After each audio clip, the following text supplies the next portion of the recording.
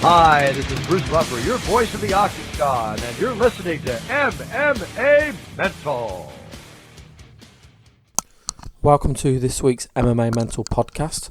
My name is Ray. As always, MMA Mental podcast is sponsored by UK Fightwear. You can follow them on Twitter at UKFW and the UFC Live Facebook page. Also check out the MMA podcast and the Word on the Street, two shows that we're proud to be friends with. Check out the following Facebook pages: MMAmental.com and UFC Games, and you can also follow us on Twitter at MMA Mental. I'm still in training as I'll be fighting Stephen Mayer of Almighty Fightwear on Cage Fighter Leeds at Ellen Road. We'll both be raising money for charity. Want to thank Sean Flynn and Matty Evans for both giving me one-on-one sessions to help me prepare for this fight. Matty Evans is a personal trainer. He covers fitness as well as all aspects of MMA. He can also provide support on nutrition. If you would like more info, then you can contact Matty on 07899 002091, and he works out of Coventry. Okay, let me let you know what's going on with this week's show. Then we've got a few guests and segments as normal. So we start off with the UK MMA with Your MMA, which is hosted by Jay Furness. Jay gives us a breakdown of the latest news from the UK scene, including the latest events and UK fighters competing overseas. And then we switch over and focus on the XFC. We speak to Angela Hill. Hill was due to compete at XFC 27, but the fight's been pulled due to an injury. She tells us the plans for the new year and a delayed pro debut. She also talks about the XFC tryouts. And then we speak to Roy Saldana. Saldana chats to us less than a week out from making his pro debut, competing at XFC 27 against Andres Torres. And then we speak to Dom O'Grady. O'Grady makes his XFC debut in the co-main event this weekend against XFC veteran Eric Reynolds. A win puts O'Grady in the title picture. And then we wrap the show up with our last guest, which is Chris Beal, coming off of Tough 18. Beal breaks down this season of Tough. He tells us his personal highlights, and he also talks about his future, which for now, unfortunately, is outside of the UFC. I hope you enjoy these interviews. Alright guys, Jay Furness here, back to give you the UK MMA update with Your MMA, where every week we're giving you a rundown of what's been going on and what you've got to look out for in the next 7 days as well. We've had a busy weekend for UK MMA this weekend. There was Cage Warriors 62 up in Newcastle, obviously the big one. There was some problems there. Neil Seary was due to defend his flyweight title against UFC veteran Ulysses Gomez. Weight cutting issues to Gomez, saw that one written off the card, but the right decision by Cage Warriors to not let him fight. You know, given the circumstances, he actually collapsed while cutting weight, and apparently it was fine afterwards, but you know, it's harsh on the body, and fighting is equally harsh on the body, so I think they made the right call there, as you can normally expect with the Cage Warriors guys. Kurt Warburton versus Wes Merch got bumped up to the main event there, and Warburton got back to winning ways with a rear naked choke quite early in the first round, so that was a huge win for him. In terms of the other talking points, Martin Sheridan got the KO of the night with a big knee. That was quite a tasty one, and Ian Entwistle beat Liam James, getting the submission of the night with another tasty heel hook. And you know, that was super quick as well, so a lot of people have been talking about that one. Elsewhere, CSFC, Jack Grant made a huge statement, moving on to 5-0. He knocked out Jason Ball, who's one of the UK lightweights. That's, you know, I don't think there is a more experienced lightweight out there, to be fair, especially with his pro boxing record as well. And Grant really came out and put it to him. That was a huge win there. At Heat Sports, Dave Lee in the main event defeated Thomas Sitton, who was a very experienced fighter too. That's a big win for Dave to get back to winning ways. And in terms of the guys and girls indeed fighting abroad, Joanne Calderwood moved on to 8-0 with a decision win. Another great performance, and she might be in line for a title shot at Invicta, all being well. And Ollie Thompson was at KSW, and he beat Kamil Walous via TKO in the first round, and that's a big victory for Ollie. He missed out on the fight last time due to his opponent getting injured, and he fought in front of tens of thousands of people and picked up a big win. So yeah, it's been all good this weekend, but there's plenty to look forward to as well before the Christmas break. Cage Warriors are back at it in Amman, Jordan, and that one's topped by Matt Inman versus Bruno Carvalho. That'll be a really good fight, definitely don't miss that one. And James Brum's back in the mix, Jack Mason back in the mix as well, so there's some great fights going on. That's Friday night, and then Saturday night you've got Bama 14, Paul Daly headlining versus Junior Killer de Silva. And you've got obviously freak shows in the mix there, fighting Mansour Banawi for the lightweight title. So, Bam are always delivering big cards. So you need to be staying tuned for those results and all the previews and stuff at yourmma.tv. In Manchester, Jack Marshman takes on Alex Minogue in the main event of ECC 2. Marshman, we know that guy can hit hard. Didn't have his best luck earlier in the year, but he's got back to winning ways now. Minogue really proved himself against Lee Chadwick, coming achingly close in a decision there. And that should be a great fight. Both guys like to stand and trade. So if you're in the Manchester area, definitely worth checking out.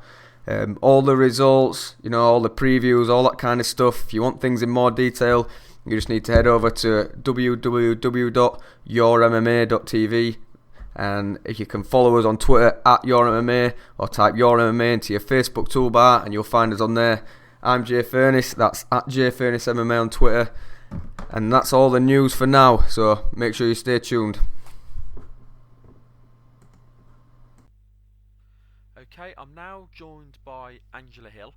Angela was due to be fighting at XFC 27, but due to a fighter pull-out now, her fight has been cancelled, and she of course will fight at a future XFC, but she won't be fighting on December 13th, which is of course is a shame. But Angela, thanks for coming, even though your fight's been cancelled. Thank you for still coming onto the show. No problem. It's my pleasure.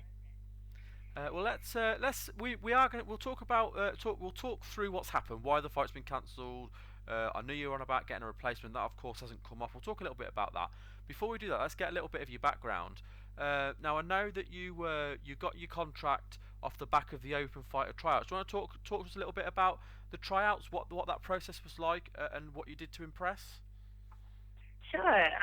Basically, I knew about the tryouts for a while. I missed one of the dates because I had a fight coming up, so I was like really, really excited about going to the next one.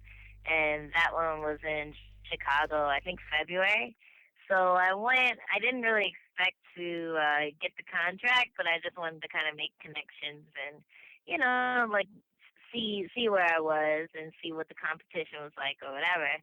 And I just happened to impress them enough to get the contract, so that was pretty cool. But yeah, like the tryouts are pretty intense. Like basically, you sat around for about 12 or 15 hours and really only did about maybe 20 minutes of actual work, but like they had so many fighters to go through, like maybe like 500 people showed up. So yeah, like they organized it as well as possible, but like yeah, it was just a pretty intense like day of just waiting and then training and being judged and then trying to get to the next stage. So but yeah, it was cool. Were you surprised then at how the tryouts worked out? And it sounds like you wasn't expecting to be picked up. So was that a pleasant surprise? It was. I mean, I know XFC was looking to expand their female roster, and only 4 girls, including me, showed up. So, so when it came to that, like out of the 4, I guess I was the best pick. But aside from that, they saw potential in my striking. The first round that they did was basically like an 8-minute CrossFit kind of challenge where you were doing a different thing each minute. So like started with like burpees and then you did tire flips and box jumps and stuff like that. So I knew after I did that round, like they were pretty impressed with me just because I performed better than a lot of the guys that showed up that day. So after that, they did a grappling round where I didn't do amazing, but I didn't get submitted or anything like that. And then the next round was striking, where I actually got to show off like my strength. And then after that, they picked like maybe 20 fighters to do a sparring round in the cage. And out of maybe 400 or 500 fighters, I was one of 20 that got picked. And I ended up sparring in the cage with a pretty legit bantamweight fighter, a guy who fights in Bellator. So I had to spar with him, and who fought in ballet. I had to spar with him. He was nice. He was nice to me. He didn't like smash me up too much. And yeah, just I did enough that day to show them that they wanted to strap me down and like get me a couple of fights in the XFC. Now you talked there about your striking. Tell us a little bit about your background then. What's your background which leads you up to this point now? What have you worked in before, martial arts wise? Well, I'm known as a Muay Thai fighter. Like all my fights up to now have been Muay Thai. And I've been fighting for about 4 years. And out of the 4 years, I have a record of 14-0 as an amateur, and then I have one pro fight that I won. So yeah, my striking's pretty legit. To not just be cocky or anything, but my striking's pretty good. And I've always wanted to do MMA since I started fighting. Like I've never really been thrown to the ground that badly. Like every time that I have like been swept or anything, I get back up really quick. And I don't know, whenever I throw someone to the ground, I want to jump on top of them. So I feel like that was kind of a sign that I want to see, kind of evolve my fight game to the point where like I know that I'm lethal in every field, not just standing up. So I started training jiu-jitsu maybe 2 years ago, and I didn't really go hardcore with it until recently, but I've really been practicing on getting my jiu-jitsu and my submission escapes and all that stuff, up to par with my striking, as well as doing some wrestling as well, just like private lessons and getting my takedown defense and stuff like that up to par. And yeah. Firstly, I want to say that's a hell of a record. Obviously, combined 15-0 with the two together, that's crazy. So you obviously, I suppose it's a good progression from Muay Thai, which is of course is an awesome base to have for MMA anyway, and then to take it in and learn the ground game. How have you found it learning jiu-jitsu, wrestling, takedown defense? What's the transition been like for you?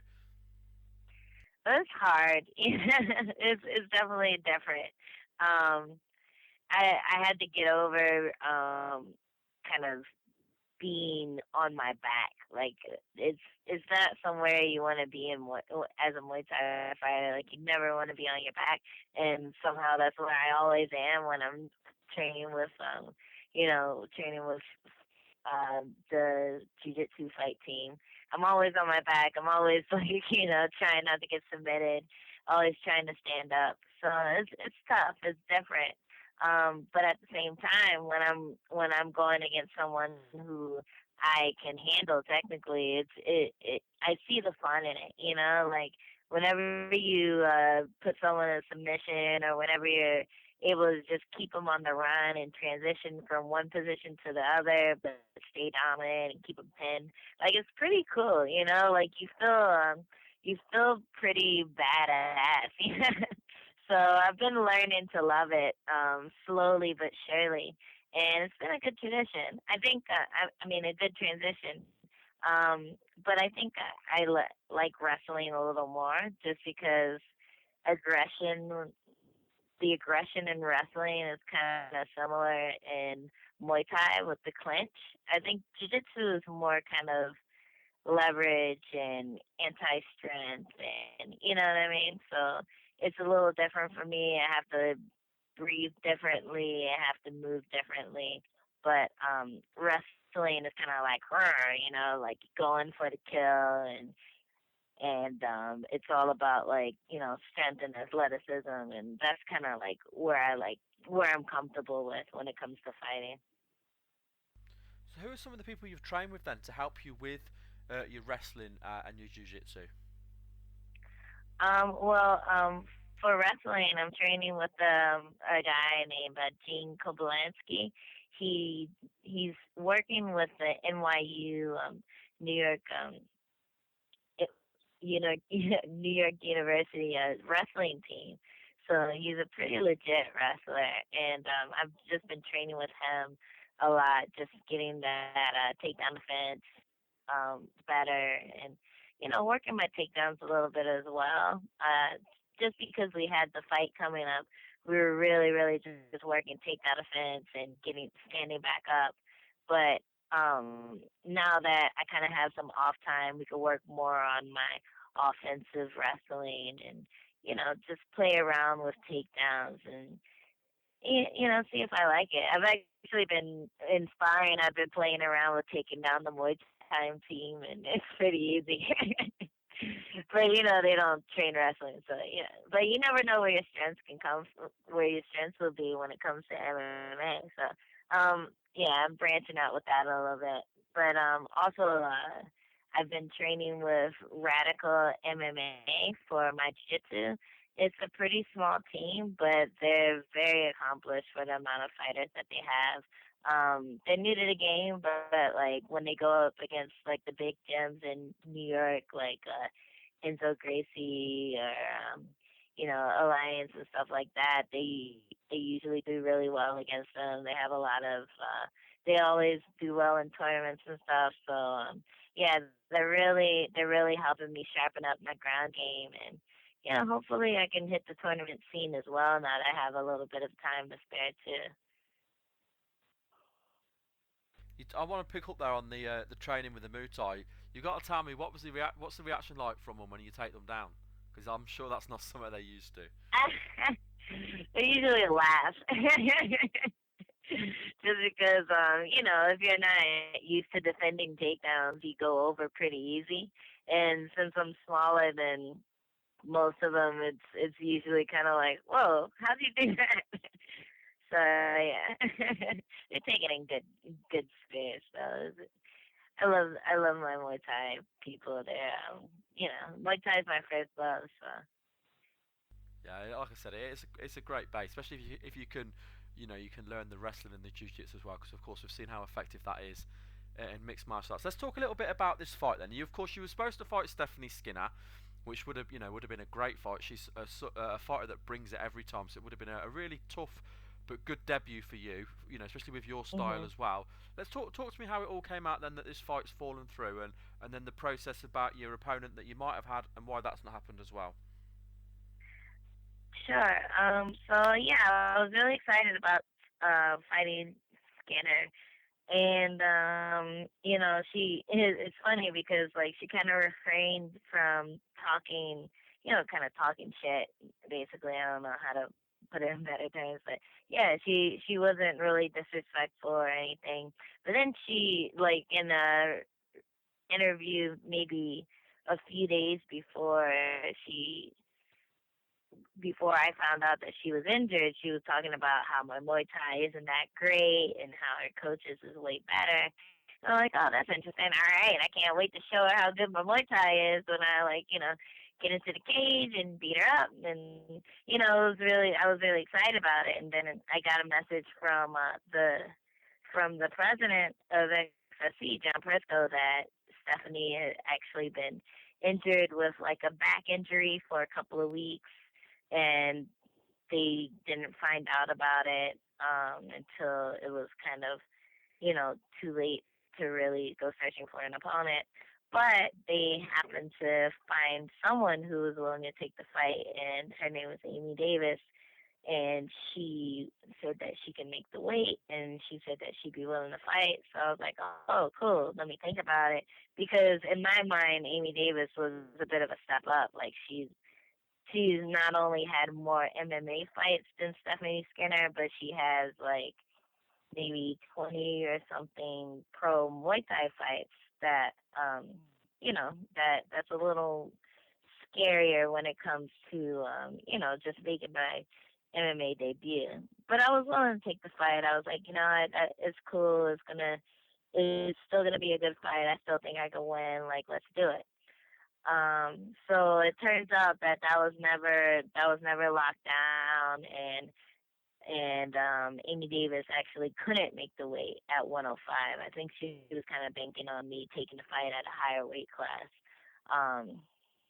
So I said no. I didn't want to put myself in that position, fighting a fighter bigger than me, more experienced than me on my first fight. Like I felt like it was really unfair, and her recent couple of wins, her last couple of wins have been against inexperienced fighters. So I just felt like so I was trying to be taken advantage of. So I had to tell John no, and he understood. And now I have no one to fight, so back to the drawing board, I guess. To be fair, from what you've just said, I think it would have been a silly choice to take that fight. Obviously, 105 is your weight class, and if you're fighting somebody who's big, especially if they've got similar skills to you as well, it's going to put you at such a disadvantage, isn't it? If there's a big size, if there's a size advantage in her favour. Exactly. And people don't realize, like, when you're that small, when you're talking about atom weight, which is 105, the difference in going up a weight class is huge. It's like 10% of your body weight, basically. If I'm 100 pounds and I'm fighting 10 pounds heavier, that's like 10% of my body weight that I'm giving up to the other opponent. So it's a little bigger. It's a bigger deal than if you're like fighting at 155 or 165, where you go up a weight class. So I just didn't want to put myself in that position for my first fight. Like I really don't know what I'm getting into when I'm going into the cage, like just because I've never fought in the cage before. So it's unmarked territory. I want I I want it to be a little more fair when I get in there for the first time. Even if I had one fight prior, I'd consider taking the fight at a higher weight. But it's just too much to deal with for the first fight. It's it's more dangerous. I don't want to be caught in a position where I'm just like you know I Yeah, don't I know what understand. I don't know Yeah. what I'm doing, and I'm outweighed, and she's stronger than me because she didn't have to cut muscle weight because she came in at a natural weight, and you know what I mean. Just it didn't sound fair. No, I understand completely where you're coming from, and I mean the higher level you get up as well, because fighters are so even, if you like. Size is a big thing, which is why we have the weight classes. You don't want to see the bigger fighters versus the smaller fighters. It's not. We've moved past that now, so definitely you've got to be fighting at your weight and competing against people at your weight. Okay, so we've obviously lost this event now for you. It's not going to be happening on this event. Ideally, then, or Yeah. when would you like to get in, or have you spoke to them about when you're going to fight next, or maybe who you're going to fight next, or is that talk? Are those talks not happened yet? That hasn't happened yet. I'm not even sure when the next XFC card is gonna be, but he already said that he's gonna try to get me a spot on the next one. So that's pretty cool. And I spent a little bit of money getting prepared for this one, but they're gonna pay me for the show fee, which is also cool as well. So so I don't like lose out on too much when it comes to like expenses for this fight. But yeah, I don't know. I don't know when the next FC is. Hopefully they'll be able to find somebody for me. And I'll just have to wait. Hopefully, like either Skinner's injury will heal up, or there'll be someone else out there. Maybe Amy Davis can prepare better for the weight cut and fight at her weight class. But yeah, like obviously they have options out there for the next card, so I'm not too worried about getting matched up. I just hope it happens. But aside from that, like I also fought on Lion Fight recently, so I'd be open to fighting there again. They have me, and yeah, I just want to fight, like I have a lot more time to prepare, so it's good that I'll have more time to get my ground game in check and like maybe even be able to like work more offensively when it comes to like submissions and stuff like that. But yeah, we'll see. I 2014 looks pretty hopeful, so we'll see. just want to pick up as well on what you said about John Prisco and XFC. I mean, it just shows you the kind of promotion they are, though, when they are willing to give you the show money because they understand that you've put a lot in to get ready for this fight, and it's obviously not your fault this fight isn't going to happen. It just shows the kind of promotion they are, and the kind of guy he is, that he looks after his Mhm. his athletes that way. I think that I just wanted to pick up on that because, I mean, not all the promotions do that, and I just thought that was worth mentioning. So it's been great having you on the show. This is the first time, of course, we've talked, and I have really enjoyed chatting with you. I Yay. definitely want to get you back on again, especially when we know what's happening with you next, and we'll come back on and we can go into more detail about how your training's gone and who you're going to be competing against, of course, and where. But before we let you go, just want to give you a chance to do any shout outs. Want to thank any friends, family, sponsors, and also let the listeners know about your Facebook and Twitter. Yeah, sure. I definitely want to thank my gym, Evolution Muay Thai, Brandon Levi for just like training me and like helping me through this hard time. Like I'm really bummed. Like it's the first time I've gone through a fight camp and not actually fought. Which is, I mean, most fighters go through that in their amateur career already. But I lucked out. This is my first time. But yeah, I just want to thank everyone at the gym for helping me out, training with me, making sure I'm ready. I want to thank Radical MMA, of course, Gene Kovlansky, my sponsors, Flow Athletics, Cushion Kicks, who designed my logo. It's really cool if you haven't seen it. It's like a afro skull with like with Muay Thai gloves on. It's really cool. Also, I want to thank Cage Potato. They're actually sponsored me as well. They're planning on sponsoring me for this fight, but we're just gonna roll that over for the next one. But like, huge thanks to Cage Potato just for sponsoring me and promoting me and stuff like that on their website. Also, AMP Athletic Movement Project. I want to thank Brett Hoffman out of there. He's been doing my strength and conditioning and really just like pushing me to the next level. I feel like I feel like I'm hitting harder and just like moving better with everything thanks to him. So yeah, I had a lot of help this fight camp. I had a full fight camp and I feel like lethal and ready and like that's thanks to all the people behind me. So yeah, so my Twitter and Facebook and what do you call it? And Instagram handle are both Angie Overkill. So at Angie Overkill. And then if you want to like me on Facebook, you just go to facebook.com/Angela Hill MMA. And that's where you can find me. And hopefully you guys can keep up with me and I'll let you guys know as soon as I know when the next fight is, and we'll all get ready for that. Absolutely. Well, thank you very much for giving me your time. It's been a real pleasure chatting with you today. And thanks for having me. Okay, I'm now joined by Roy Saldana. Roy is making his pro debut at XFC 27 Frozen Fury in Muskegon, Michigan on Friday, December the 13th, and he's fighting Andres Torres at welterweight. Roy, thank you very much for coming on to today's show. Oh, thank you. My pleasure. Now I know we're just over, just over a week away from the fight. How's preparation gone, and how are you feeling this close to the fight? Oh, I feel amazing.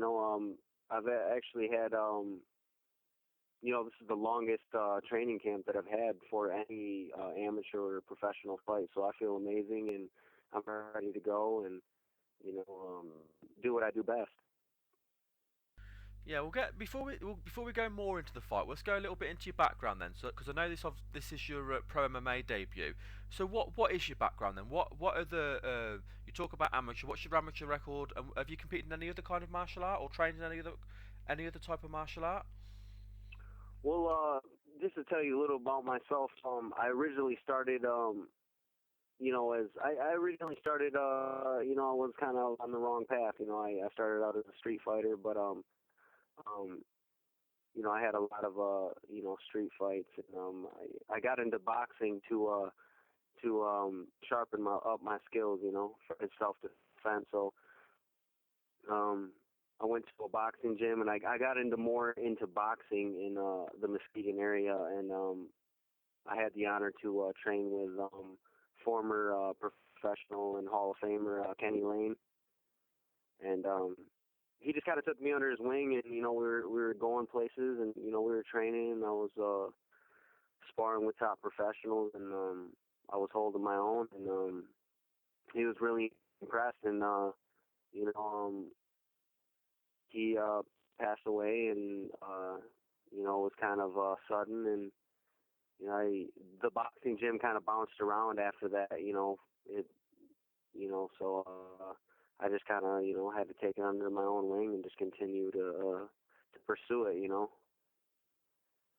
So, sorry, carry on. Yeah. So I just continued to push forward. I mean, it was a big loss to me because Kenny Lane, he meant a lot to me. He was also my mentor as far as my coach. But I stuck around. I kept fighting for him, and I got into the the MMA scene started coming up, and I was introduced to that, and I'm currently 23. I'm going to be 24 on December 25th. But I started boxing at 16, and I kept it up, and some guys introduced me to mixed martial arts, and I had 2 fights as an amateur, and I won in the first round. I was still currently in the boxing gym, and I decided that I was going to compete in the West Michigan Golden Gloves championship, and I showed up. I won 2 fights. I was crown champion. I went back to the cage because I knew that's what I wanted, was the experience, and I racked up 6 more wins, and I decided, after those cage fights, I wanted to go pro. So I compiled an 8-0 amateur record, and I just wanted to take it to the next level. I knew that mixed martial arts was my true calling, but I wanted to do professional boxing for the experience. So with regards to the boxing, then, what kind of record did you build up for yourself as a boxer? I was 1-3 as a professional boxer. I won my pro debut in 43 seconds of the very first round. And the promoter told me, he's like, Roy, we want to, after my first professional fight, he told me, hey, Roy, you still need some grooming, and, we want you to fight these guys and these guys. And, I told the promoter, that's not what I want. I believe to become one of the best in the world, you have to fight the toughest opponents in the world, So I didn't go into professional boxing wanting to be spoon-fed opponents. I looked for a promoter, and I told him, hey, man, I want you to throw me in there with the toughest guys you can find, and that's exactly what they did, I went in as a professional opponent, and I was, fighting some of the best guys in the United States. So then, having decided then to switch it up and go into mixed martial arts, how did you find the transition from doing pure boxing to doing mixed martial arts? It was fairly easy. One thing that I find in common about sports in general is it takes hard work and dedication, and I'm a very quick learner, and like I said, I fought the toughest opponents, and one thing that a lot of people don't know about me, because I haven't really talked about it, my last professional boxing bout was on in Dover Downs Hotel and Casino that was in Dover, Delaware. That was on Friday Night Fights. That was on Lawrence versus Malo card. I fought Lamont Singletary. He was 3-0 and I was 1-2, and we went 4 rounds. I ended up going the distance with him. I cut him in the first minute of the round, and that my last professional boxing bout could have went either way, and I lost by decision. So, it was fairly easy. I took professional boxing to harden me up, to get that professional experience under my belt. And I've met a lot of great world champions along the way. For example, I had the opportunity to meet the 2009 ESPN Fighter of the Year, Edner Cherry Bomb Cherry, and he's also motivated me, and he's taught me a few things, and no matter what happens, you got to continue to push forward. Absolutely, you got to learn from your experiences, haven't you? And it sounds like that's what you're doing and what you're continuing to do. Now, how did it come about then for the opportunity to make your pro debut on XFC, which is one of the biggest MMA promotions? How did that come about? Well, like I said, I believe that it's not necessarily what you're doing, like for example, like college football in season. It's what you're doing on the off season as well. I'm always working hard, and I'm also, I'm always on my phone. I'm always trying to, look for work, and everybody knows me.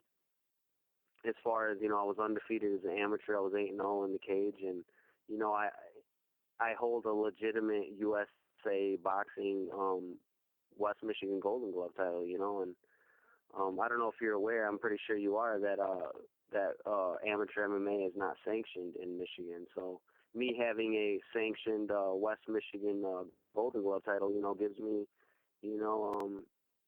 how do I say it? It just, legitimizes me, in Michigan. People see that and they respect that. Absolutely, yeah. I get exactly what you mean. Now you're going to be facing Andres Torres. Now this is going to be his pro debut as well. So what do you know about your opponent? I watched some video on him. He's a heavy hitter. He says he comes from a wrestling background, but I do some research, and I looked him up online and stuff, and I haven't seen no really any big like titles or anything. So but like I said, it's a fight. I come from a street fighting background, and anything can happen in there, and I'll know more once the bell rings and I can feel him out a bit, and I got the experience. So that's one thing that comes with time is experience, and I just feel that I'm very well rounded, and I've been training out of Patino's martial arts in Muskegon, Michigan, and that's one thing that I didn't mention. But when I originally went into Patino's martial arts, that's all they trained was jiu-jitsu. So I've been training that for 2 years, and one of my coaches and mentors is actually has been competing NAGA, which is the North American Grappling Association. He's been competing for 6 years formally, and he just competed in expert in the purple belt division last month, and I've been training with him for 2 years. So just being around NAGA grapplers, a lot of guys will be sleeping on me and saying, "Oh, he's a boxer. I'm gonna take him down," but they don't understand how good I am on the ground until they take me down. It's certainly a good weapon to have, especially if they're looking past that and just seeing as you being one-dimensional. And of course, with what you're saying, that's not the case. I think you can certainly surprise a lot of people. Now, you said you've got your amateur record. You say was 8-0. So, out of those 8 wins, then, what has been the method? As in TKOs, knockouts, submissions? How many each for each one? Yeah, like I said, I've been training on the ground for 2 years with NAGA grapplers, and I actually, it'll be surprising for me coming from a boxing background, but I have 7 wins by rear naked choke, and I have 1 win by TKO, and that's on the ground. That's crazy. So if anyone's got any sense of it, if they look at your, if they look beyond just the name and the boxing, if they look at your record, then they've got to know that you're not just a threat on the feet, you're a threat on the ground. And 7 by the same method as well. I mean, that's very, very unusual, especially out of 8 fights to have 7 by rear naked choke. So I take it you're obviously very, very comfortable on the ground. Would you prefer on the feet or on the ground, or are you happy with either? That's the thing about me. I don't go in there and say, hey, I'm going to do this and I'm going to do that.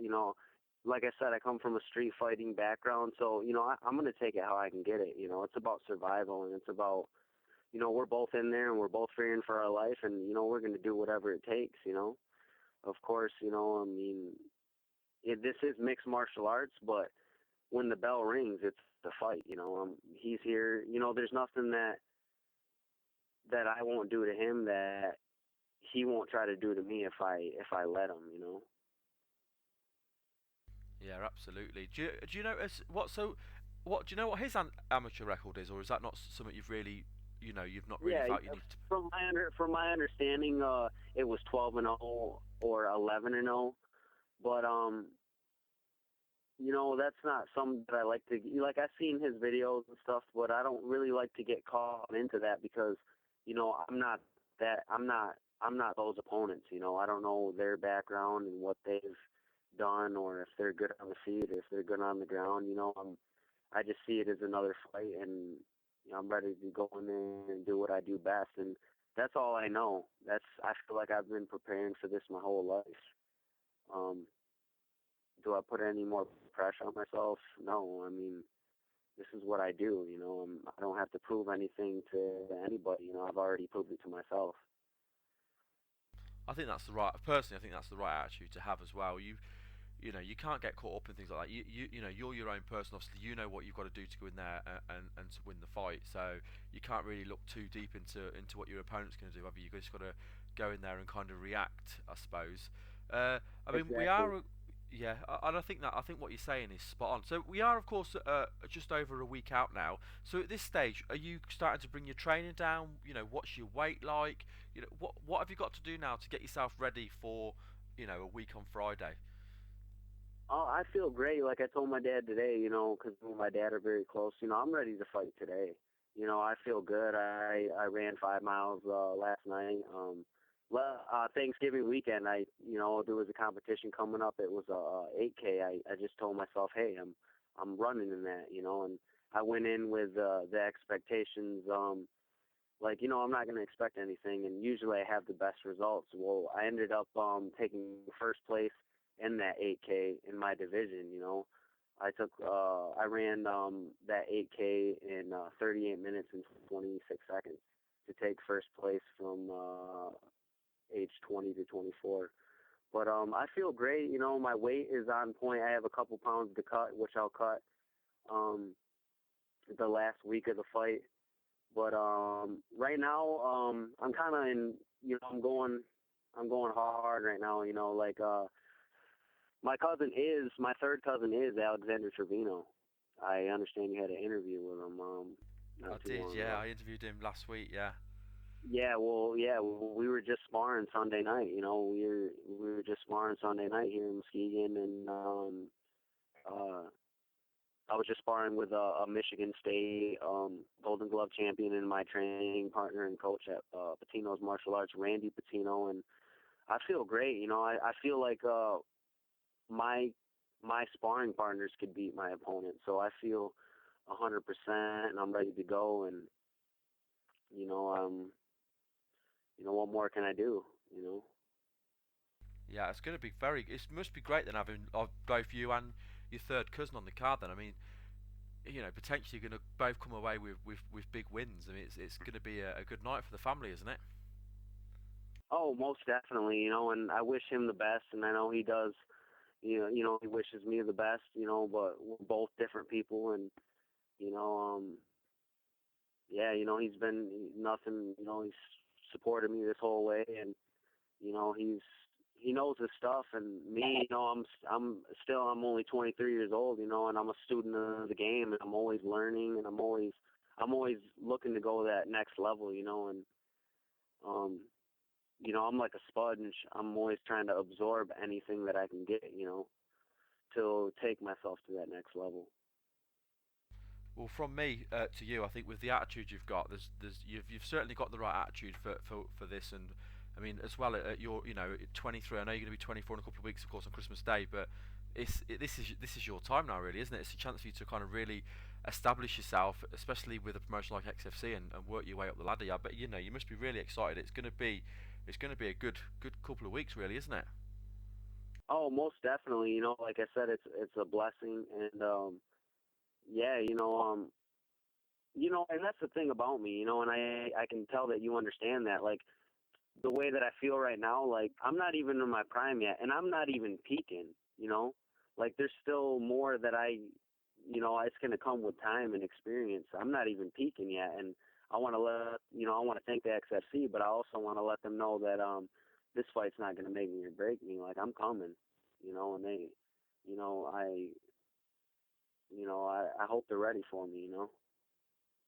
I think if you can go in with the attitude you've got and go in and do that in the cage next week, I think that they'll know that for definite. I mean, it's gonna be a great fight. It's a really solid card, and it's a great way to kick the card off, of course. And I know you're at one of the earlier fights, but it's certainly gonna start the card off at a fast pace, I think.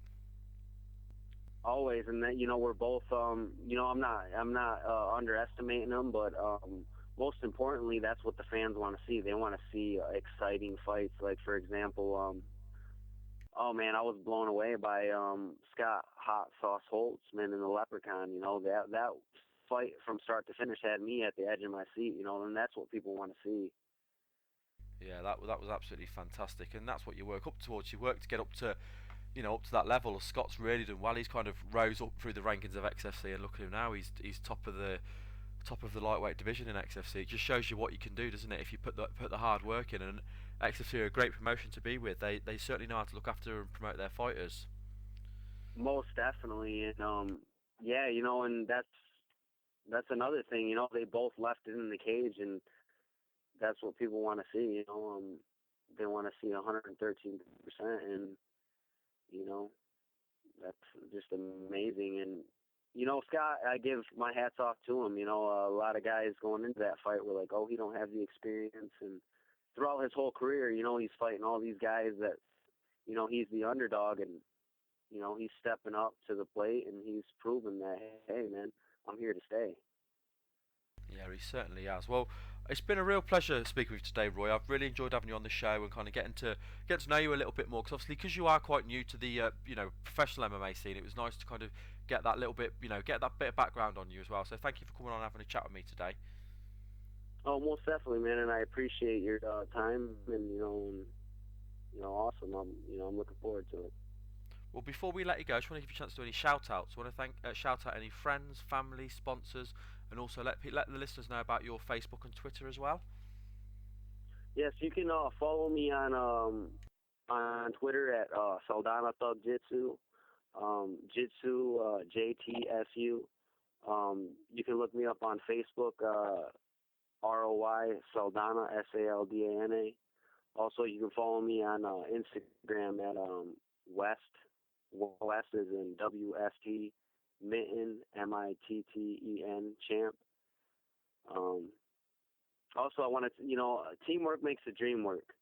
So I got to thank my gym first and foremost, Patino's Martial Arts, Island Jiu-Jitsu, all my training partners, my family, first of all, my immediate family, my little brother Simon, my older brother Hector, my dad, Hector Sr., my sister Sandra, my mom. Those have been the biggest people that have been supporting me and, driving me and just supporting me financially to get where I need to be. And, I appreciate that. And also, one of my new sponsors, Combat Skin.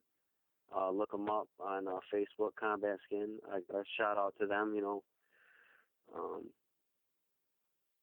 and everybody else that has supported me, just so I don't forget anybody. There's a lot of people, so I don't forget anybody. That pretty much covers it all. Anybody that's ever supported me or, has impacted my life in a positive way.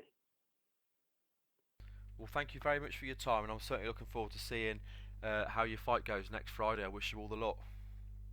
Thank you, and I appreciate it. You have a good night. Okay, I'm now joined by Dom O'Grady. Dom will be co-main event against Eric Reynolds at XFC 27 Frozen Fury in Muskegon, Michigan on the December the 13th, which is a week on Friday. Dom, thank you very much for joining us. Yeah, thanks for having me. My pleasure. Now I know we're quite close to the fight now. We're 7, 8 days away. How are you feeling at this stage going into this fight? Good, man. I mean, I feel good. My recovery's good. My endurance feels good. Of course, it's the last week of hard diet and stuff, so you get tired and early. So I've been sleeping all right. Well, we'll go more into the fight and what you've got to do now in the last week to get ready. Because I know a lot of it now will be about making the weight. Before we do that, let's get a little bit of your background. Now, one of the interesting things about this fight is between you and Eric is you two are two of the most experienced guys on the card. Now, you actually started fighting in 2007. So, what got you into mixed martial arts? It was like kind of a snowball effect. I wrestled in high school and I was all right, but I wasn't all that great. I mean, I did like kickboxing like every kid, took taekwondo like every kid, and all that. Nothing really clicked all that well. And then wrestling was fun. I really enjoyed it. And then but I wasn't gonna wrestle in college or anything like that. I was a mediocre wrestler. After that, I wanted to keep competing. So after I graduated, I started doing freestyle. I got a little bit better, and then after when I was doing freestyle, there were like kind of these open practices and stuff. And I met this guy Frank, and I could throw people, like arm spins and hip throws and stuff. And so he asked me if I'd be interested in learning sambo and judo. And so he introduced me to Mark Tripp, who became my judo coach. Through Mark Tripp, I met Igor Yakimov, who was my sambo coach, and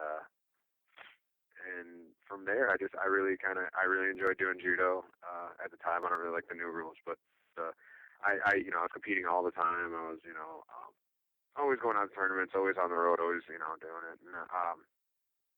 And I went probably as far as I was going to go. I wasn't going to make a national team. I wasn't going to make an Olympic team, so I needed something else. And I started doing submission wrestling, and I started entering jiu-jitsu tournaments. I never really trained jiu-jitsu. I just did jiu-jitsu tournaments. But from there, I was and originally my goal was my dream was to go to Abu Dhabi. I always wanted to, that's what I wanted to do, is be like a professional submission wrestler. But one day I was, sitting around, I was watching some local fights, and I was just like, that wouldn't be too bad. And I was talking to my coach about it, and he goes, find a boxing gym, learn how to box, and then give it a try. He's like, there's smokers all around. Like at the time, it was before it was legal here, so it was all like smokers, and karate schools would host a fight night and stuff like that. Like nothing, no sanctioning, no insurance, nothing like that. But no real weight classes. This is all like pre-Ultimate Fighter and stuff. This is back when I was an amateur, which I don't know how far back that goes.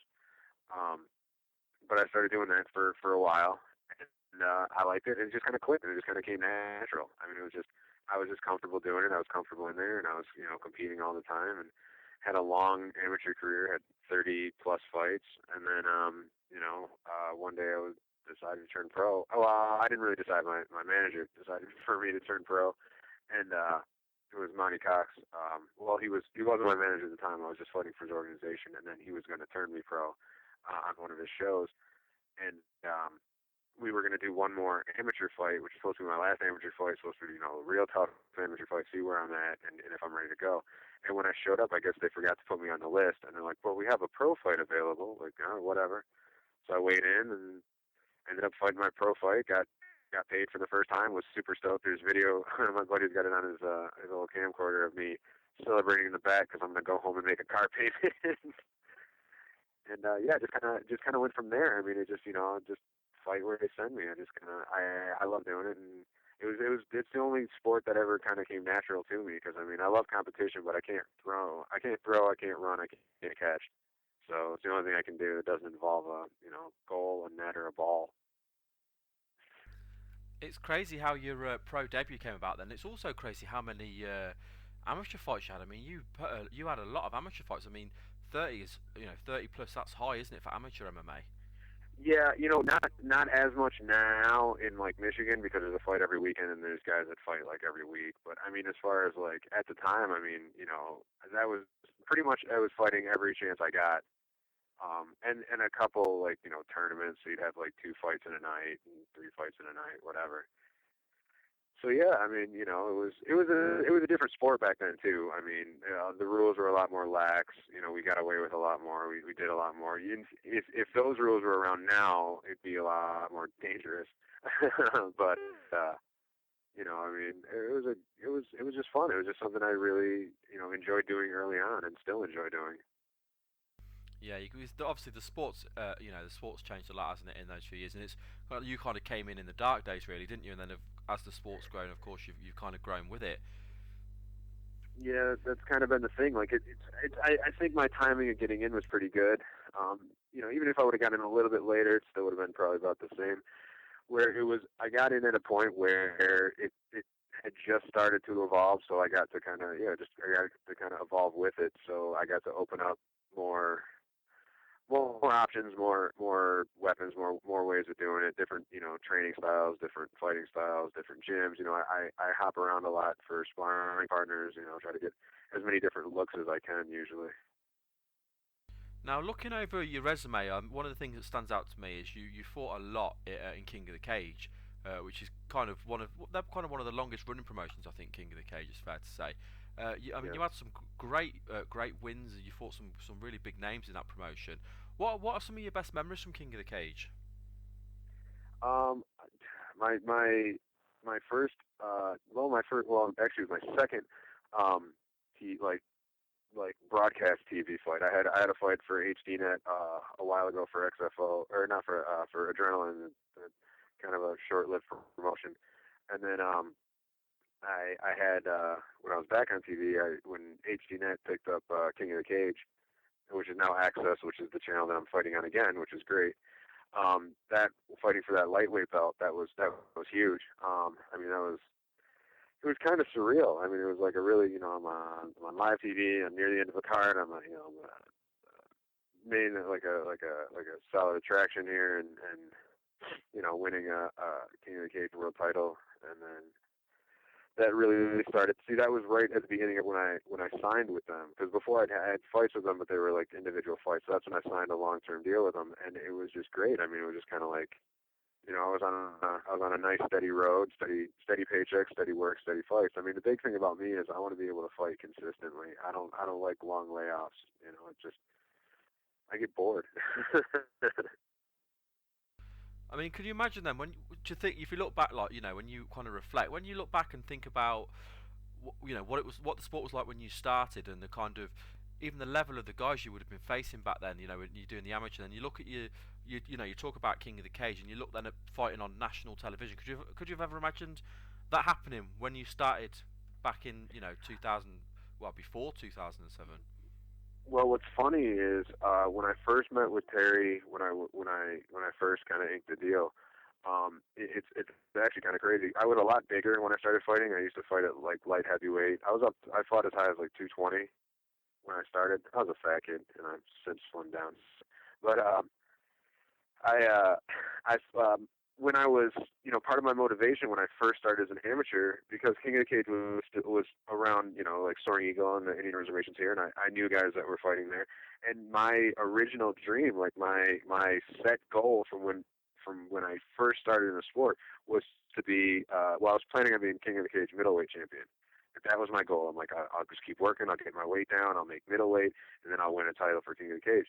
And I told Terry that I was like, it's really crazy that I'm here now in the promotion that I dreamed of fighting about when I started, and fighting for the title that I wanted, except for it's 2 weight classes lower. But I mean, it was one of those things where you set a goal, and you finally you reach that goal after years of work, and it just kind of just kind of fell in my lap suddenly. And I mean, it was a great opportunity, and I went out and put on a good show. I got a second round submission. And then what was crazy about it was one of those, I set this goal, I reached this goal, now what? After King of the Cage as well, you had a 2-fight win streak in Bellator. Why was it you only had the 2 fights? Why did you not get more fights with Bellator after winning 2 in a row? Well, I did the reality show. I didn't make it through the elimination round. And then I don't know, I just talked about this on another show not too long ago. They basically just said, there wasn't enough room in the roster because they were bringing on a bunch of new guys and they didn't have space for me. Now, at first, you get a little bitter, a little angry about it. Like, really, I went against, 2 top level guys. I won both fights. I beat the guys you put in front of me. Why are you cutting me? But I mean, from a business standpoint, I can understand. I'm not extremely marketable, at least not for them. They've been picking up guys that kind of have prepackaged marketing behind them that are already known names that they can bring back on the show, so it's easier for ratings and whatnot. And I don't make them that much money, so from a business standpoint, I can totally understand. From a fighter standpoint, or from maybe even a fan standpoint, I don't know. I put on a pretty good show for them, so yeah, I got a little annoyed with it, but I can see why they didn't want to keep me. The way my contract worked for them is it wasn't like it wasn't a 3-fight deal. It was a 1-fight deal with a 2-fight option, and they just chose not to exercise the third option. Now, obviously, this opportunity's come along now to compete on national TV, like you said, and you're going to be co-headlining for XFC. So, how did that come about? How was it? How was that approached? I don't know.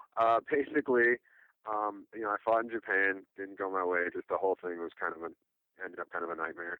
I came home. I decided I was going to take a little time off, so I took about a month of, because usually even when I'm in between fights, I still go to the gym or I teach class or I get some work in.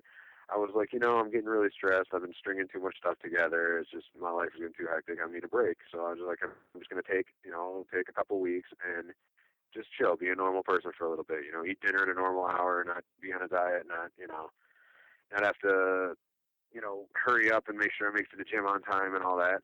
So I took some time off, and like anything, eventually it starts to wear on you, and you start to reflect. And I'm like, okay, well, I'm ready to go back. I want to go back. I'm like, so I start back in the gym, and I'm like, I don't know where I'm going to fight. I don't know what's going on because I'm a free agent. I don't know what's happening. I call my manager. I'm like, look, I want to get in. I need some. I want to get back in. I needed some time to reflect. I reflected. I feel better about it. Because at the time I was putting a lot of pressure on myself to perform and to kind of rise to the top of wherever I was going. And honestly, after some time off, I'm like, look, I like fighting. I enjoy fighting. It's something I like doing. I don't need. I'm not clawing for that endless, that endless championship. I just want to be able to fight. So I think kind of taking that pressure off myself was like, all right, I want to find something. And then, a couple days later, manager calls and he says, hey, we got a fight for you. I'm like, all right. I didn't know it was going to be that high on the card. I thought it was going to be just an undercard pickup fight. I'm like, okay, they're coming to Michigan. They want to put some Michigan guys on it. No big deal. I didn't realize I was going to be a feature fight. And then when Junior got hurt, I didn't realize I was going to be moved to co-main. So I went from thinking I was going to be just like, pre-TV, whatever fight to main card to top of the main card. So, it's great. And to be back on TV and back on live TV, that's huge. It just means I can perform and entertain a larger crowd. So, that's really what kind of makes me want to do it. How much notice have you had for this fight? I think to fight date, I think it was 5 weeks, maybe 6 weeks, something like that. I think it might have been 6 weeks. About how much? I was worried at first. It's about how much I would use for a camp, but it would be using that for a camp when I was already kind of still working. But I was concerned in the beginning when I first jumped in, my first day back in camp, that I wasn't going to be, from taking a month off. Maybe I was going to be lax. But really, I think taking that month off was the best thing I could have done because all my nagging injuries were gone. And I clicked right back in. I'm like, I didn't really lose my conditioning. I jumped back in and started doing rounds. My recovery was good. I think I needed a break. I needed my body to heal up a little bit. And then, now it's performing better than it did getting ready for my last fight where I had, a longer camp. To be fair as well, it's such a good opportunity. It's not the kind of opportunity you want to turn down, is it really? Obviously you didn't know it was going to be hyped up this high up the car, but now you're going to be co-main event, and like you say, it's going to be on television. Also, obviously, with it being in Michigan, will you have a lot of fans there? Will you have a lot of people coming to root for you, like friends and family? I don't know. Family, yes. Friends, yes. General fans, I never fight here. That's the thing. The closest I fought to here was over in Windsor, when I fought AJ for Bellator. But I never fight in Michigan. With King of the Cage, most of my fights were, in California, Oklahoma. Before that, all my fights were in Chicago, Ohio, Indiana, Wisconsin, and then Japan. I don't know. I'm very curious to see if I have or what kind of fan base I do have here, just because, I mean, I got a solid amount of support. And inside the fight world, I mean, other trainers, promoters, fighters, everyone knows who I am. But as far as like the casual general fan, I don't know. I really don't know how far my popularity has reached. So it's kind of interesting. I'm curious to see what kind of reaction I get. I'm never, not never, but I'm rarely, the favored home guy. So I don't know. It's actually kind of strange. I almost prefer to be on the road. I like getting booed. I like getting not liked by crowds because of who I'm fighting. I kind of feed on that a little bit more. So I don't know. It's kind of find out. Yeah, it's going to be interesting. Like you say, it's obviously somewhat different for you then as well. Now, obviously, what we say, we're a week out from the fight now. So, what are you focusing on now? How's your weight going? And what do you need to do in the next 7 days then to be ready for next Friday? Be miserable and not eat what I want. No, my weight's going good. It's steady coming down. It's I'm pretty much on schedule.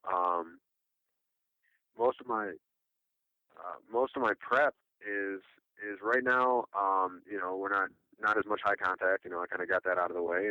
It's a lot of just cardio work and moving and keep my heart rate high, keep my making sure I'm getting a good sweat on and burning calories and just being in general shape. There's last minute tweaks and stuff, and just like anything, you always go back and you watch your opponent's videos and then you go recheck and then wait a little while. I try not to get too focused on like video and research early on in my camp, just because I'm not trying to base my whole camp on fighting against a specific style, because guys change up, rhythms change, patterns change, whatever. So I tend to do that a little closer to the fight. So now I'm more in the kind of finishing up the fine tuning phase. Everything's working more technical and cardio work right now, as opposed to like high impact. Yeah. So kind of just refining. Of course, as well, like I said at the starting, the other thing that stood out to me was that both of you guys are two of the more experienced guys on the card. This, of course, is your XFC debut, but he's actually 5-1 in XFC. So, what are your views on Eric as an opponent? I think he's solid. I think he's been champ, so I know that he's gunning he's gunning to get his title back, and I'm something that's in his way, and that's a whole level of motivation. I, on the other hand, am I've had an opportunity to kind of hand it to me, and I don't uh, I don't think I don't know what the word is. I don't think I'm like, oh, the title I should be, there. I think I should be in this organization. I think I should fight this caliber of fighter. I've heard a lot of things talking about like, this is like a contender fight. I mean, I haven't really fought there, so I don't really know where I sit in the pool of guys. I'd like to be in the mix. I'd like to, see where I am as far as what their rankings are. But he's a tough dude. He's a worker. He comes out hard. He's heavy-handed. He's got good submission defense. He's got pretty good submissions. I don't know. He disagrees, but I think I'm faster than he is. I think my accuracy and my hand speed is above his. I think he mixes a little bit more, but I think I have a higher hit percentage, and I can be more of a grinder. I mean, if it has to go long, it goes long. Now, you can look at it either way. You can say he's a finisher that makes it more dangerous, or you can say that I'm a guy that's extremely difficult to finish. I mean, the only guy I got finished once on an injury and once in my last one because, frankly, Kidalka is just stupid strong, and that was ridiculous. But that's it. And he's like one of the best, if not the best, submission grappler, on the planet at that weight, and so he's not to that caliber of submission set, but he is solid. But I don't know. I mean, it's that's the tough part. I think I hit him more. I think I hit him more often. I can cut people up. I can bust up your face, close your eyes, stuff like that. I do a lot of superficial and visual damage. He's more of trying to be a concussive puncher. He throws wider and he lands brain rattlers where I take your face apart. It's similar but different. Like, we both have the same kind of approach, but we have different end results. I think as well, like you're saying about like it's very hard to set, like you said, to put yourself in the title pool if you like, because this is obviously your debut for the promotion. But when you're going up against someone like Eric Reynolds, who of course is a former champion, like you pointed out, and if you do get an impressive win, it's going to put you right up there, really. And you, you know, you must be aware of that. With a win over someone like him, it just puts you right in the mix. Yeah, I mean, that's a thought that comes up. But just like anything, I almost never, if never, look past a fight. I mean, really, the way I approach it is this is a tough fight. It's a good fight. It's a winnable fight. I go out there, I win the fight, and then I deal with what's next. I don't look past, next Friday. That's kind of the end of my timeline. I don't visualize anything beyond that. I really don't even think what I'm doing the next week. I just look at, that's my end goal. I need to get to this, get through this, and then I'll deal with whatever comes after. I try to keep things simple. Yeah, I think that's the right attitude to have. You can't look beyond, really, especially when it is such of course, a big fight. Well, I really appreciate you coming on and giving me your time today. It's been a real pleasure having you on the show. It was nice to kind of get inside your mind, I suppose, and get your take on this whole situation and this fight. So thank you very much for your time. Mm-hmm. Thank you.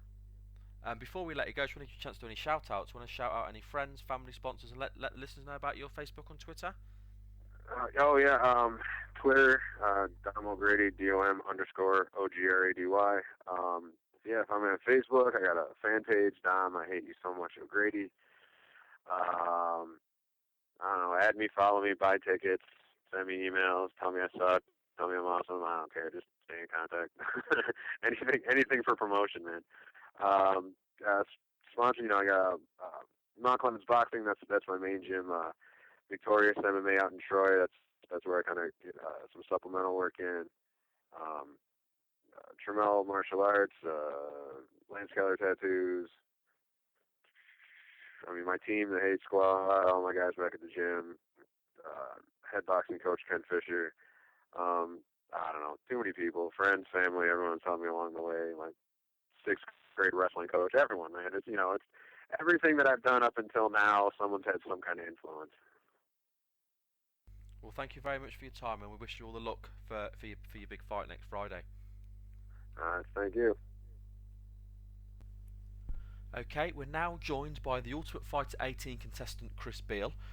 Chris is here to have a look back over the season and just give us his take on some of the things that happened during the season and his personal experiences. Chris, thank you very much for coming onto the show. Thank you guys for having me.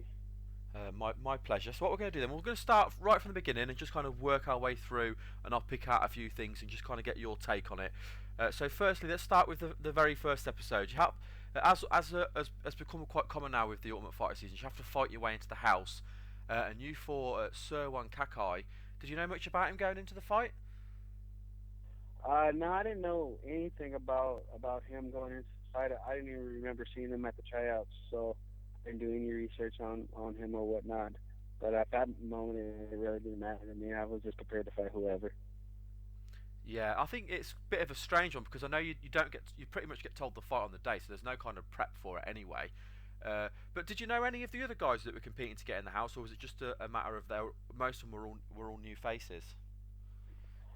Well, we had to do like a physicals and stuff like that, so I got to meet a couple of guys like Holsworth and who else was in my group? Shayna was in my group to do our medicals together. Cody Bollinger was in my group, and so was Anthony Gutierrez. So I knew almost like half the guys that seemed like that made it into the house. Now, of course, it was noted at the start of the season, or after that, certainly after that first fight, that you had an injured hand. Was your hand injured going into that fight, or was it injured because of that fight?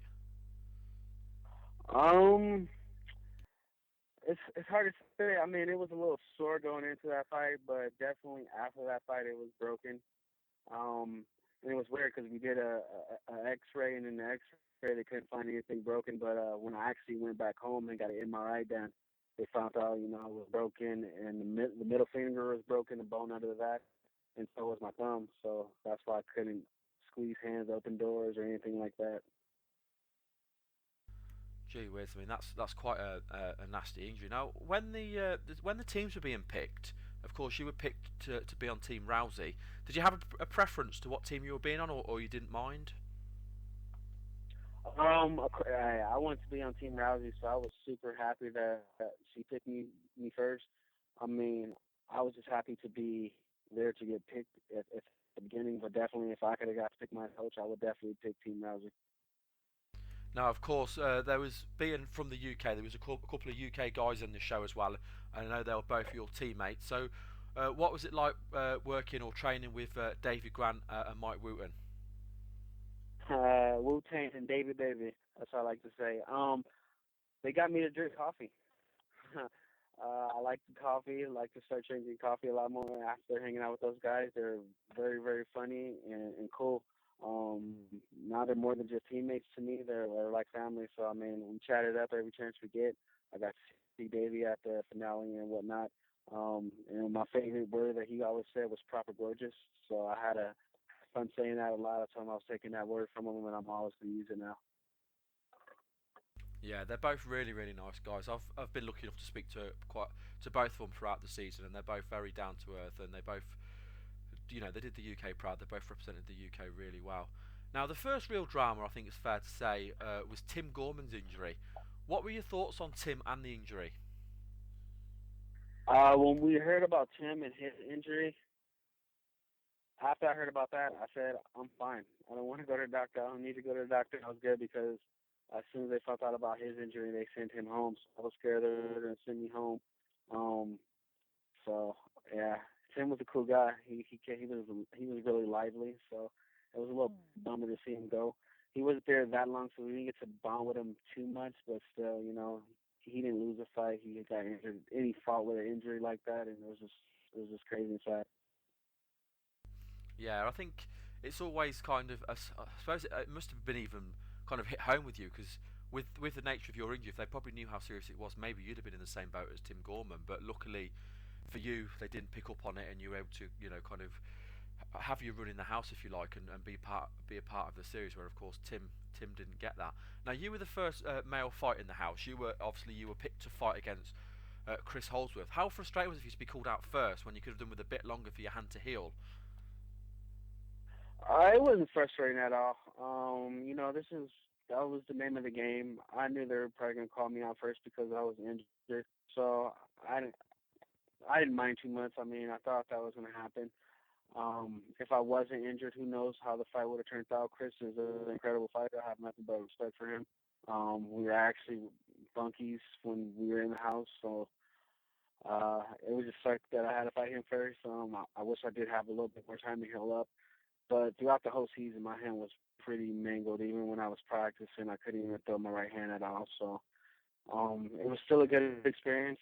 I mean, I lost to a guy that ended up winning the whole show, and I felt like with one hand, I did more damage than anybody else did to him. So if I had two hands, I think the fight would have went a little different. I like to think so, at least. Yeah, I mean, with what you've just told me at the start of the interview, anyway, I don't think your hand was never going to get better in that time, anyway, was it? Throughout that whole season, it wouldn't have mattered if you'd have fought first or last. Your hand was pretty messed up and was not going to get better in that time, really, was it? Anyway. Right, right, yeah. So I mean, I'm barely able to start punching the bags right now and hitting and sparring and boxing right now. So I needed a lot of time. And the doctor even told me, he was like, dude, when you broke your hand, you need to re-break it and set it and put it in the cast. And I was like, well, I want to get another fight. I'll probably break it in my next fight, and then we can set it in and put it in the cast. And there's no point to break it right now. Now, I think as well, one of the biggest dramas, of course, from the season was the two failed weight cuts. We saw it with Cody and Anthony. They both missed weights at different times. Ironically, Cody missed the weight to fight Anthony, and then Anthony missed the weight, which is mad after he'd made weight before, but obviously he did. Were you surprised at the failed attempts? Yes and no. I watched the way those guys were eating, and I was like, unless they know something I don't know, there's no way they're gonna make the weight cut. But I mean, I like both of the guys. I like Cody. I like Anthony. But we got a job to do when we came here. We knew the weight that we needed to be. We made the weight the first day to get there, so we knew how hard it was, and we knew what we needed to do. I just wish maybe I would have known like a few hours before, and maybe I could have snuck my way back into the tournament. But I mean, it sucks. It sucks for them. It sucks for them more than it sucks for anybody else. I mean, and I know like alternates are like, man, I could have been my spot. I mean, I fight at 135 pounds, and I even told the UFC already that if you need me to come in at 126, I can, because I know Scott Jurgensen needs a fight because Demetrius Johnson fell out for next week, and I've been posting on Twitter, hey, I'll make 126 pounds if that's what I need to do. Yeah, I think that's the difference. I think between obviously you're really really hungry, but they just seem to make the wrong decisions from what they see. I mean, that was the next thing I was going to ask you. Were you surprised at what they were eating? I mean, I did a regular segment with Davey, and he kind of broke down an episode each week. So of course we went into detail, especially with Anthony, because of course he was due to fight Anthony, and he was saying he was surprised at what he was eating, but at the same time he'd ate that before and still made weight. So were you surprised at what they were eating going into their weight cuts? I was pretty surprised, because they were getting pretty big. They were getting like to 160 pounds. I mean, and that's where I'm at when I first start a weight camp. We're fighting like every other day or whatnot, so you should probably keep your weight within 45 or 50 pounds. And he had enough time. I mean, he's young. That's the only thing I could say is that he's young. He's a little immature, and they caught up with him. He thought just because he got lucky he did it before that he was going to be able to do it again, but he barely did it before. It was taking a toll on his body. He couldn't even really stand up after that. So he said learned his lesson from that. I hope he learns his lesson now or move up weight classes. The other thing I was going to ask as well, do you think they both give up too easily? Do you think they could have both put a bit more into that weight cut? Do you think they stopped too soon?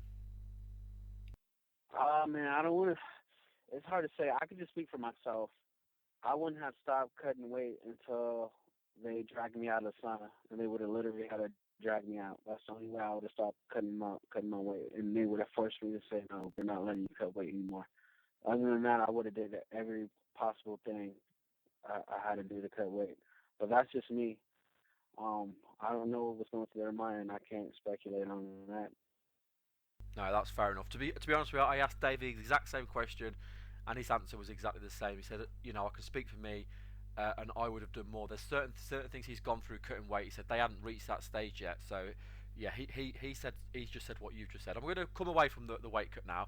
The other thing with regards to the show as well, there was some really really good fights in the house. I mean, it was a really really exciting season. Some good action, some surprises, some great finishes. Across the whole season now, of course, because we can reflect on the whole season, which result surprised you the most in the house? The most surprising fight. I don't know about the most surprising fight, but I know the most entertaining fight that I've seen was Jessamine Duke versus Raquel Pennington. That was so entertaining.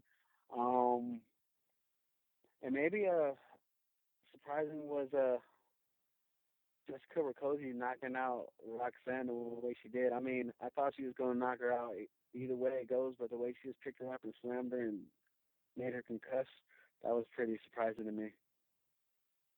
Yeah, I mean, yeah, I can see because I mean, especially with Roxanne was one of the more experienced female fighters in the house as well. But yeah, the Raquel and Jessamine fight was absolutely fantastic. Which fighter, obviously, not including yourself, of course, but which fighter impressed you the most on the season in the house?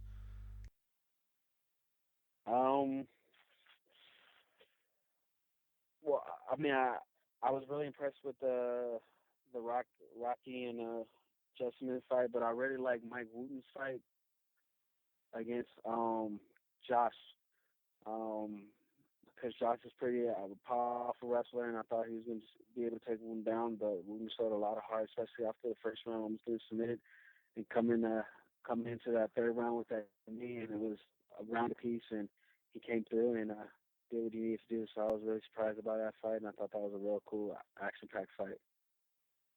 Yeah, he certainly did because he kind of out-wrestled the wrestler in the end, didn't he? Especially in that second round. I mean, obviously the knee was the turning point, but yeah, he certainly he upped the tempo, and in the end, Josh couldn't keep with the same pace that Mike was setting, which was great to see. Especially, it's always hard fighting wrestlers, isn't it? Now, yeah. On reflection now across the whole season for you personally. Now, I know things, of course, haven't worked out the way you had planned, especially with your injury. But looking back, are you glad you took part in the season? I'm sorry, can you repeat that? I was just saying, I know, like, overall across the whole season, probably things haven't planned out the way you would have hoped at the start, especially, of course, with your hand injury. But looking back on reflection, are you glad that you took part of this season? Oh yeah. I'm super happy that I took part of that season. I gave up a lot just to even get in the house. I mean, I had a deal that with World Series of Fighting that I could have taken, but I gave that up because I really want to fight in UFC, and that's where I want. That's the number one goal. And then to be put on Ronda Rousey's team, that was amazing to learn so much from her. It's amazing. She's such a cool person. She flew me out to Bulgaria to train. And since he's from California, I'm from California, all I just got to do is drive about 30, 45 minutes, and I can train with her almost any time. So I made some really good friends. I went in there thinking, none of these guys would be my friends or teammates. I'm just going in there to destroy whoever. And I came out with a second family, or a third family, because I got a second family at home in my gym. So I guess they're my third family. Oh, that's really cool. That is. I think when you go through an experience like that, it certainly pushes you closer together. Now, what happens with you next? Of course, we saw that there was, there's no male guys from the house on the final, but of course, two of them were never going to get on because of failed weight cuts. I'm assuming you didn't fight because of your hand, of course, because your hand's pretty messed up. So, what happens with you next? Will you get a fight with the UFC, or are you looking for another promotion to pick you up? I'm currently. I think I'm looking for another promotion to pick me up. I think they want to see me get a few more wins, which kind of sucks. But yeah, like I said, I'm always staying ready. If somebody drops out and they need somebody to come in last minute, I'm willing. So if the UFC hears this, I'll fight Scott Jurgensen real quick. It's not a problem. But yeah, we're just trying to get our next fight because I still got that bad taste in my mouth. I'm not used to losing. That was the first loss ever, and hopefully we make that the last loss for hopefully ever or for a long while. So I'm hungry, 135, 125, wherever I need to go just to get that next step, to get one step closer to the ultimate goal and to be in the UFC. Well, thank you very much for coming on and having a chat with me today. I was looking forward to. I'm a massive fan of The Ultimate Fighter, so it's always good to kind of break the season down with somebody who was part of the show. So, thank you for doing that. I really appreciate that. And before we let you go, I just want to give you a chance to do any shout-outs. I want to shout out any friends, family, sponsors, and also let the listeners know about your Facebook and Twitter. Cool. Yeah, I just want to shout out my whole city, Ventura, California. They've always been supporting me, win or loss.